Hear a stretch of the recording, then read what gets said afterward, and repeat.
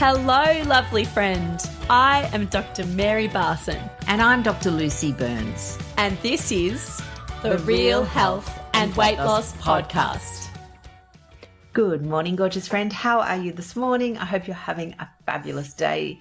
Starting off with, feeling energized and awake. Maybe you are, maybe you're not. Who knows? But I am joined by my effervescent, bubbly friend who will certainly inject some joy into your day today. Dr. Mary, how are you, lovely? I'm pretty good, I have to say. I am good. Look, it's summertime. The kids are back at school. Max is in daycare. Life has got a little bit more of a routine. I loved school holidays. I did, but I also hated school holidays. I did. It's such a juggle. It's such a juggle. I mean, they're precious. Summers with your children are precious, so I do my best to cherish them.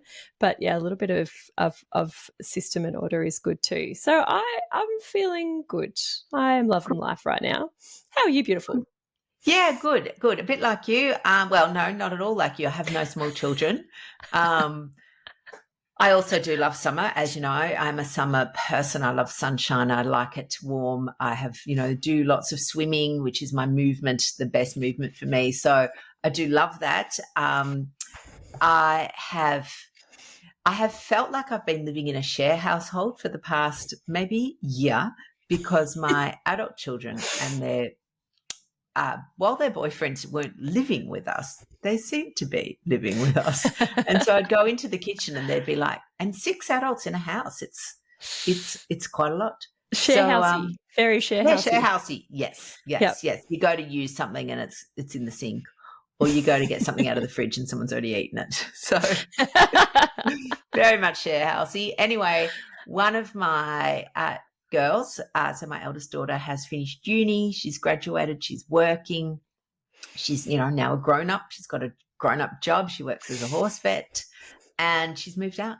So she and her boyfriend, he didn't stay, so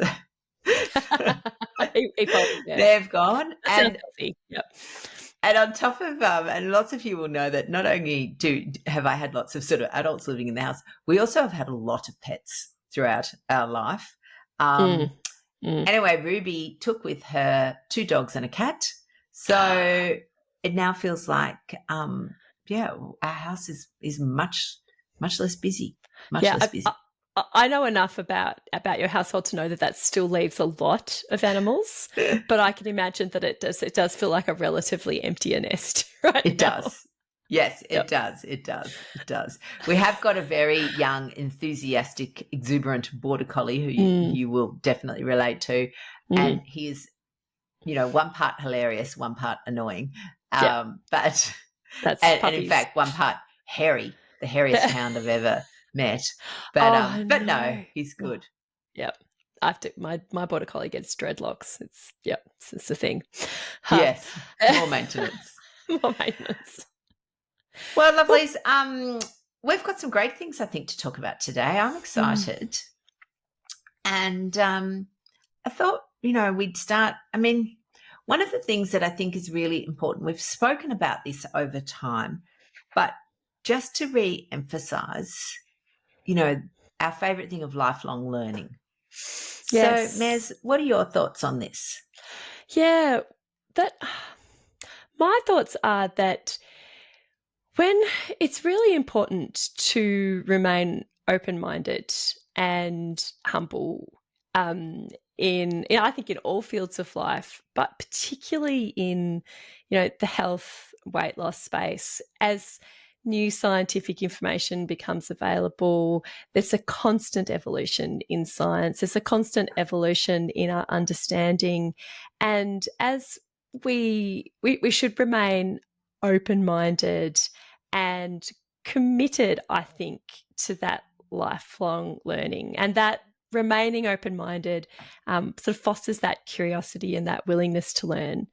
And this really helps people, I think, stay informed, stay nimble, and allows you, for yourself, to be able to make the best decisions for your own health and well-being, but also for you and I, Lucy, as weight management doctors and metabolic health doctors. It allows us to stay up to date, but also allows us to learn and evolve as we need to learn and evolve. And we were reflecting, you and I, today about just how much we have learned, how much we have learned and how much we've evolved over the time that we've worked together, which is, I mean, coming on to, goodness, be like 5 years Nearly now. 5 years. Whew, yeah. Yeah. Crazy. I know, and it's interesting. I mean, when we first started this, it's because we had learnt a new process. We had learnt that, you know, the way we had looked at weight loss in particular around calorie counting, you know, hadn't been helpful to you or me, or our patients. So many, so many patients, and the you know, and again, everyone's story is a little bit different, you know, and our stories are different. You know, your story is around insulin resistance, polycystic ovarian syndrome, obesity from a very young age. Mine was more around dieting, even, you know, again, I kind of look back and go, oh my God, I started my first diet when my BMI was 21. Like, I was actually thin. Crazy, isn't it? Yeah. But so the experience then of societal pressure and the diet culture and those two, how our two pathways have both similarities and differences. And how they kind of converged on this common thread that brought us together, which was metabolic health, low carb, real food, and the psychological management, the psychological aspects of healthy change. That's what brought us together. But we've evolved, haven't we, from our early days? Yeah. If we listen to the first episodes of our podcast, you know, there's a lot more subtlety and nuance into what we do and recommend now, even compared to back then. Yeah, absolutely. And I think, you know, it's easy to be an evangelist. And, you know, we were probably, in fact, I would say to myself, I was keto. I was a keto I wouldn't have called myself a keto evangelist because that sounds a bit wanky, but I would definitely have described myself as being keto. And I was very much promoting keto to, you know, anybody who wanted to listen. that might be there's the evangelical definition coming in there. Yeah. And that really about, you know, the lower your carbs, the better. Yep. And I was there with you. Yep. Yeah. Yeah. And again, it's a really helpful tool for many people. And you've hit the nail on the head. It's a really helpful tool for many people. But you and I being open-minded, being curious, and I like to think that we are, although we may have been evangelical at times because we were so passionate about how helpful this tool was for us and for others, we actually saw we were taught by our beautiful patients, by our clients, and even by our own experience that there are some times when a really low carbohydrate diet, like a really low ketogenic type diet, is not appropriate, not wanted, not doable. And then rather than, you know, just shutting those people down, people who didn't want to or couldn't, or just like completely ignoring this new evidence that emerged as we grew, as we learn, we dived into that and we leant into that and we took a broader approach, and our approach has sort of grown, and now we're not so evangelical about ketogenic diets. In fact, you know, we think you can be keto if you want, but you don't have to. Now we've really put far more emphasis on whole foods, on prioritizing your protein, and in all of the other aspects, which we always thought were important, but now understand just how incredibly important they are, all the other aspects of your metabolic health, like sleep and stress and gut health and strength training, and building up a far more nuanced picture that I think is far more helpful, far more useful for many more people. But it does mean that sometimes we butt against other people in our health community who want to pick a fight. Essentially, I find, don't you? Yeah. Yeah. Well, you know, I guess for us, we try not to engage in fights. there are certainly people within our community, people we've even interviewed on our podcast, who have philosophies that I just don't agree with. I think they're, the phrase we like to use is a one-trick pony. I think that that's unhelpful. They're dogmatic. It's their way or the highway. If you don't want to do it my way, then go find someone else. And and again, they're entitled to do that. They're a person. And that's one way you can do it, but it's not our way. No, and I think you've got to be wary of that dogma and guard against that dogma because, in health and weight loss, people can become very dogmatic with people believing there is only one correct way. It's their way or the highway. But being open-minded ensures that you don't become fixated on just one thing or just one method, and that allows you to consider all the other valid approaches that might suit an individual or a person better, or combination of approaches, because it's not just one thing. It's not this or that. It's kind of all the things. And everybody's so different. Like that's it. One health blogger, for example, may have discovered the key to their health, and it might be carnivore or plant-based or ketogenic, and then they can become absolutely convinced that if you just do what I do, then you'll be like me. So do what I do. And if you're not like me, then you're doing what I'm doing. But that is not how humans work. Each individual's body metabolism and responses to interventions vary greatly. And so if we want to serve people and help people, then we need to be humble and acknowledge that what works for one person might not work for another. And we need to encourage a sort of personalised, flexible approach to health and weight loss. Yeah, absolutely. And I think sometimes, we've described it before, and I'll just go through it again for anyone who hasn't heard this. I love this kind of Christmas tree analogy. So the Christmas tree analogy is where you've got your solid base and you've got your branches of your tree. And they're the things that most people, should probably be doing. So they're things like, eating whole foods, prioritizing protein, getting good sleep, managing stress, basically the pillars of of all of our teaching, all of our programs. And, that is going to benefit everybody, every single person. Then there is some nuances, or the decorations, or the baubles. Yep. And, they can be things like where I guess, it might be that they're helpful, but they may or may not be helpful for each person. And so they could be things like, potentially some sort of, let's say, rare gut species of bacteria, for example. It might be something like diet soft drinks. Okay, so if somebody is doing all of the things and they have diet soft drink, well, diet soft drink is not going to be the thing that is causing their weight gain, for example. And you can go and find lots of arguments for and against diet soft drinks. Now, I'm not ever going to say to you that diet soft drinks are good for you. They have no nutritional value. Do I ever drink diet soft drinks? Well, yeah, I do. Sometimes I have diet tonic. There's one brand that uses sweeteners that are quite helpful, but that brand's not always available. And so sometimes I'll use the other brand.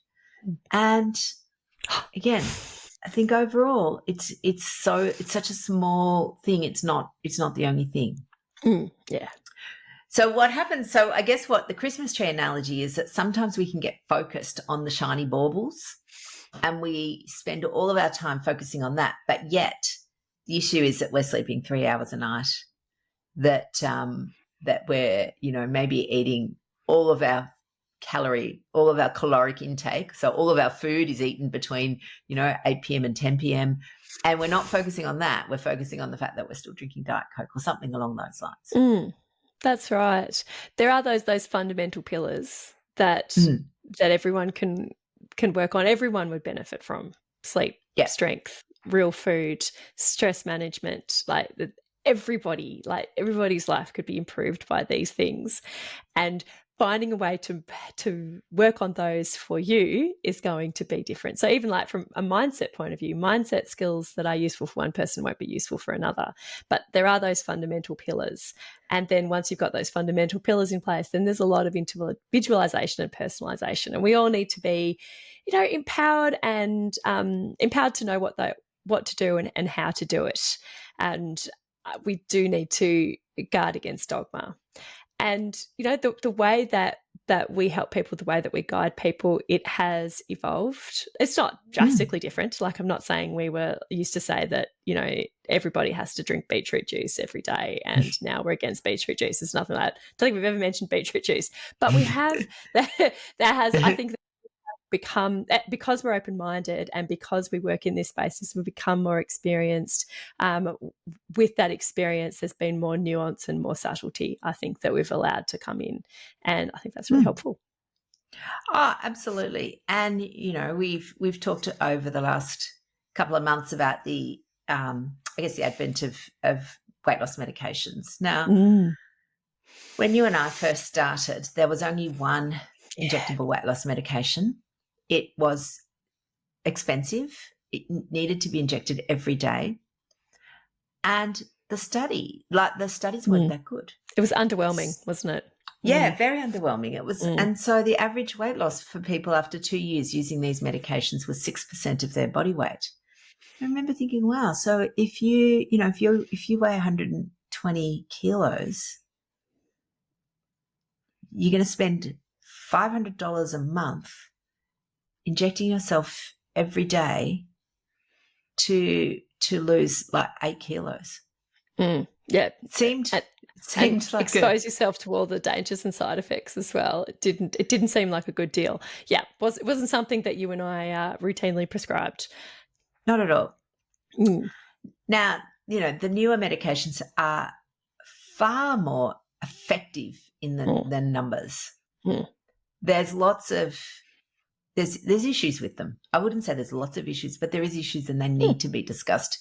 And I think that there are people who, again, it's actually the same with every single medication. If you're a doctor, every single medication, there is a risk and a benefit. And when the benefit outweighs the risks of either taking or not taking, and again, sometimes the risk is not taking it. So, sometimes the risk, again, if you've got uncontrolled type 2 diabetes and you don't take medication, you've got risks. Yes. Disease risk. If you've got type 2 diabetes and you take medication, there are risks with medication. That's why people talk about them. So I think there are things that, again, 5 years ago, if somebody said to me, what do you think about injectable weight loss medications, Dr. Lucy, I would have said, don't waste your money. Honestly, don't waste your money. Yeah. Times have changed. I now don't think it's not like everyone should have them, but I think that it's something that we need to look at as another tool in our toolbox, lever to pull, any analogy you like. Totally. And recognise that for some people it's useful. It's the same with bariatric surgery. Probably 5 years ago, again, I was a little bit more evangelical about lifestyle medicine, maybe a little more naive. We're currently interviewing people about bariatric surgery, about their experiences, because I think the worst thing a doctor can do is make somebody feel bad about the choices they've made around their health. Apart from anything else, it's so counterproductive to them being healthy. And so many of our beautiful people have had bariatric surgery, like large numbers of our patients and our clients and our community members have had bariatric surgery, and they've been our greatest teachers, I would say, really, about learning about the realities of this. And it's a tool. It's a tool. Has its uses, has its problems. Yeah. And again, when we think about it, 5 years ago, anyone started speaking to me about meal replacements and protein powders, I would have, got out my skewer and stabbed them in the eye. I'm now recognizing that actually for some people, these are useful. On a mass marketing campaign, they have somehow dodged the ultra-processed food label, and that drives me nuts. That's a separate issue. But for some people, they're useful. Yeah, that's right. That's right. And it's all about that individual, individualization, because we're all so different. One size fits one sometimes. Yes, yes. And sometimes people who are doing everything, and we see this too, they're doing there is not one more lever that they could possibly pull. They are doing everything, and yet their body is still hanging on to fat. So why, to quote Julia Sumner Miller, why is it so? Exactly. And you've got to be open-minded about that.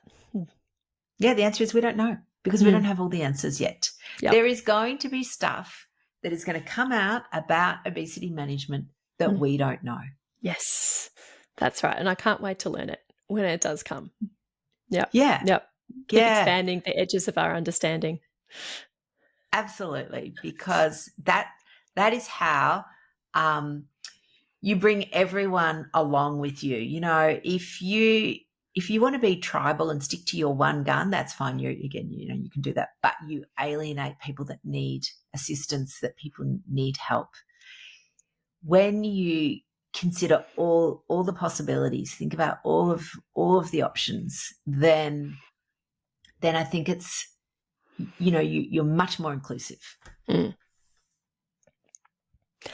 Absolutely. Yeah. I think for so long, and again, people living in, and again, whatever phrase you like, people have all different ways they describe it. People will describe living in a bigger body, living with obesity, living, again, there are people who embrace the fat word. I'm fat. They're happy, they're proud of that word. Doesn't matter whatever the word it is. What we do know is that people have been discriminated against for years, and by not being open as a healthcare provider, you can continue that discrimination for them, and that's not fair. No, not fair, and not at all helpful. Indeed. So, lovelies, I guess the summary of all of this is that you're not going to hear us beating a giant drum for one thing. We are not. And it can feel a little bit like we don't stand for anything. Like we're not pro keto, we're not anti keto, and we're not. But that's the whole point. Yeah, it is that if we want to make, and look, even ultra processed food, I bang on about that. I bang on about the harms of it, about the marketing around it. But that doesn't mean I'm perfect. I think if we were going to make a sign that we'd had a placard, it would be something like, we are all for a subtle, scientifically proven, nuanced response that's individualised to people's needs, which is not very catchy, but I think that's what we stand for. I think you're right. And coming back to that thing, it's what you do most of the time that makes the difference, not what absolutely. You do. You don't need to be perfect. You honestly don't. No. Perfect is nothing. We need to have awareness and honesty with ourselves, because sometimes we'll say things like, oh, well, it's all right. Dr. Lucy says I doesn't need to be perfect, as I eat 2 donuts every day for months. Wonder why I'm not Probably feeling not well. Helpful. Yeah. Yeah. So honesty with yourself is helpful, but you do not need to be perfect. Our body is a incredible detoxing machine. Can manage to do, again, it manages to metabolize alcohol, which from a body point of view, it does not like. No. From a brain point of view, it likes it a lot. So it can do incredible things. And we just need to know that consistency trumps perfection every day. I love that. Yep. That we could put that on a sign, perhaps. Yeah. Again, we have to. Yeah. No. I was just going to bring in some Trump reference, but I think I'll just decline that for the moment. Probably best for now. Yeah. Leave those on for later. Okay. Indeed. All right, lovely friends. We'll be back soon with another episode of the Real Health and Weight Loss Podcast. Take good care. Bye, gorgeous people. The information shared on the Real Health and Weight Loss Podcast, including show notes and links, provides general information only. It is not a substitute, nor is it intended to provide individualised medical advice, diagnosis, or treatment, nor can it be construed as such. please consult your doctor for any medical concerns.